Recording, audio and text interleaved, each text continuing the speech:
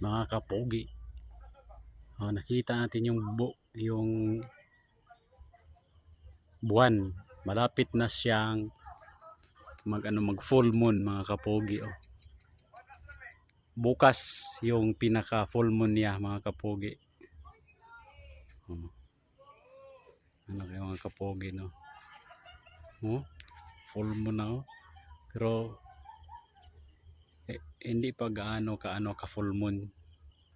Bukas mga kapogi yung pinaka full moon. Ganda ng langit ngayon. Ganda mga kapogi. Bukas ay iinit na naman mga kapogi. Ayan, no? Karong klaro doon sa bukid na mayroong sumisiga. Mayroong sumisiga. Ibig sabihin bukas mainit na mainit mga kapogi. Kasi mga kapogi, kasi malapit na yung yung mahal na araw ngayong April 17 and 18 mga kapogi, yung mahal na araw. Baka bukas mainit na kan. Yan, no?